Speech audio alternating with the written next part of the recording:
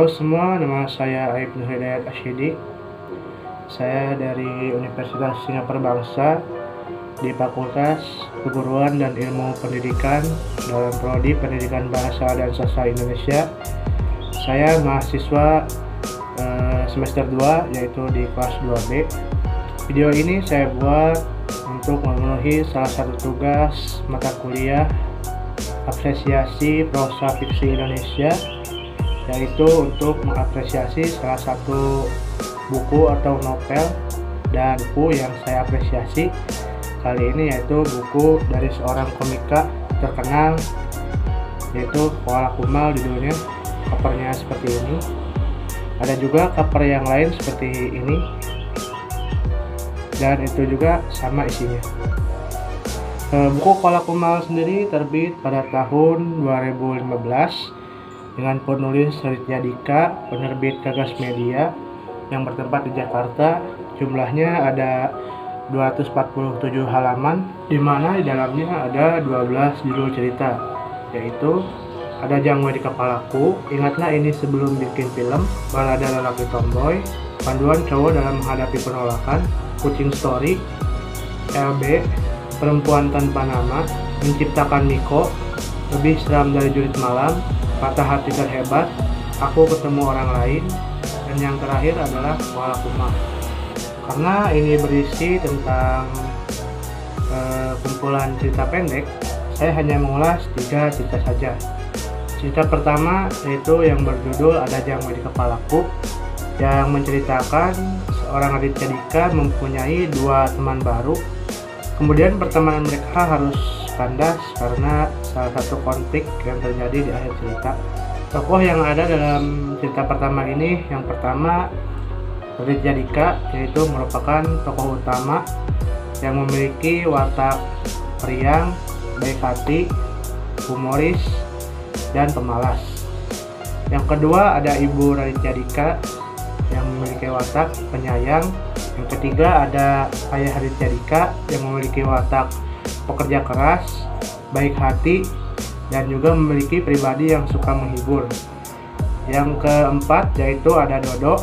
Dodo merupakan teman baru Raditya Dika yang memiliki watak agak sedikit lemot dalam berpikir. Yang kelima yaitu ada Bahri. Bahri juga merupakan teman baru Raditya Dika yang memiliki watak mudah pemarah dan juga pendendam. Dia juga kadang humoris. Latar cerita yang paling banyak diambil pada cerita pertama ini yaitu di sebuah perkomplekan kota, di mana memiliki latar sosial seperti orang-orang kota pada umumnya. Yang kedua ada latar waktu. Latar waktu di sini yaitu pada saat Raditya Dika masih bersekolah dasar. Alur pada cerita yang pertama memiliki alur maju karena tahapan ceritanya dimulai dari pengenalan, muncul konflik, klimaks, anti klimaks, dan penyelesaian. Sudut pandang dalam cerita pertama ini yaitu sudut pandang orang pertama, sedangkan bahasa yang digunakan yaitu bahasa sehari-hari sehingga mudah dimengerti. Pesan moral yang ada pada cerita pertama ini yaitu carilah teman baik, karena teman baik selalu membawamu kepada hal-hal yang baik. Bila kamu mempunyai teman yang buruk, maka tinggalkanlah sebelum terjadi hal yang buruk pada dirimu. Tema yang diceritakan pada cerita pertama ini yaitu tema tentang persahabatan. Cerita kedua yaitu yang berjudul Lebih Seram Dari Jurit Malam, menceritakan tentang Raditya Dika dan satu orang temannya menjadi salah satu panitia pelantikan, namun semuanya harus kacau balau karena mereka ketakutan dengan temannya sendiri yang berpura-pura menjadi pocong. Tokoh yang ada dalam cerita kedua ini, yang pertama adalah Raditya Dika yang memiliki watak baik hati, suka membantu, dan juga humoris. Yang kedua yaitu tokoh pembantu yang bernama Wawan. Wawan ini merupakan salah satu teman Raditya Dika yang memiliki watak periang dan juga baik. Yang ketiga yaitu Nicholas polos memiliki watak penendam, kadang juga dia suka menghibur. Kemudian latar tempat dalam cerita kedua ini yaitu paling banyak mengambil tempat di sekolah SMP, dan latar waktunya sendiri yaitu pada saat Raditya Dika masih sekolah menengah pertama atau SMP. Kemudian alur dalam cerita kedua ini yaitu sama dengan cerita pertama, yaitu alur maju, di mana tahap ceritanya dimulai dari pengenalan, muncul konflik, klimaks, anti klimaks, dan penyelesaian. Kemudian ada sudut pandang. Sudut pandang dalam cerita kedua ini sama seperti sudut pandang cerita pertama, yaitu sudut pandang orang pertama. Kemudian bahasa yang digunakan dalam cerita kedua ini menggunakan bahasa sehari-hari yang bisa dimengerti oleh pembaca.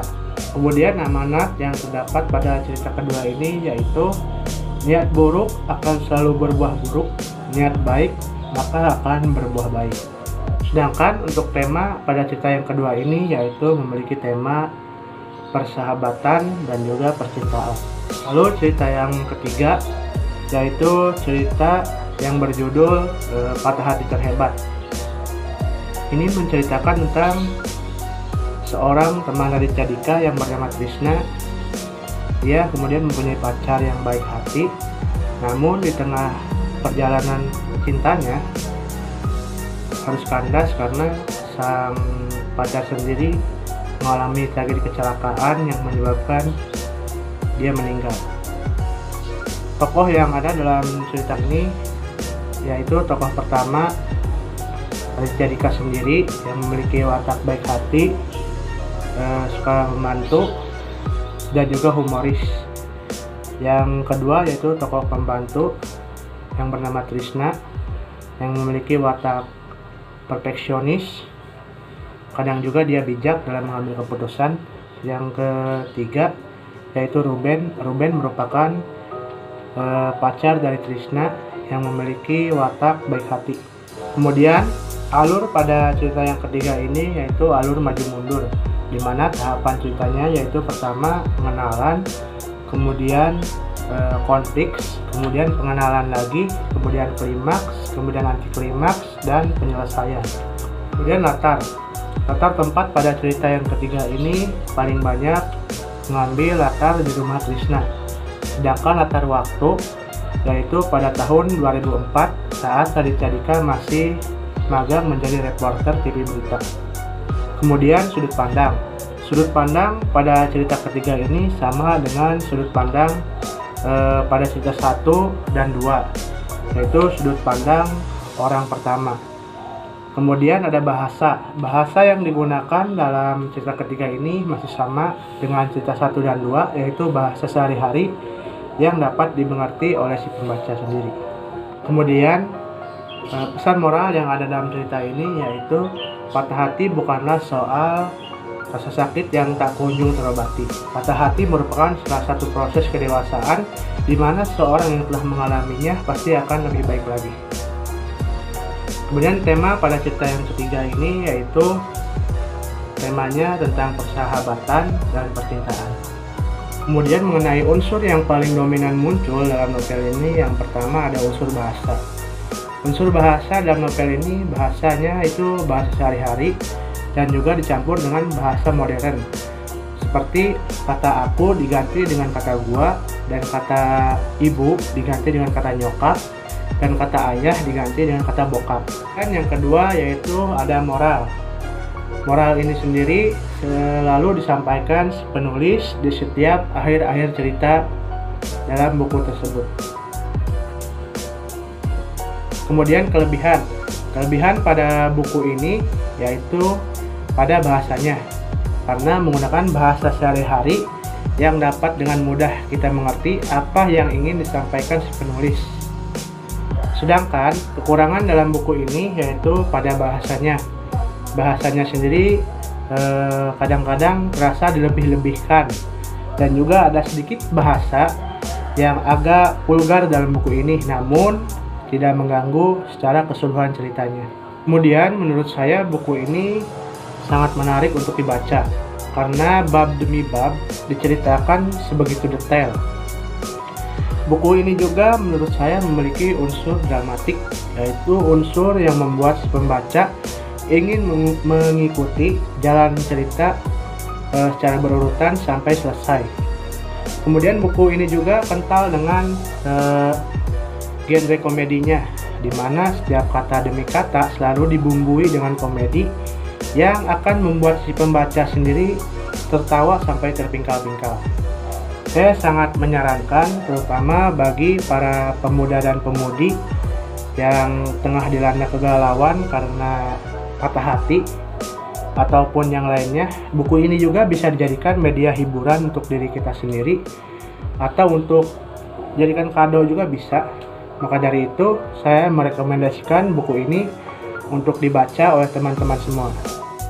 Terima kasih, hanya itu yang dapat saya sampaikan. Kurang lebihnya mohon dimaafkan. Wabillahi taufiq wal hidayah. Wassalamualaikum warahmatullahi wabarakatuh.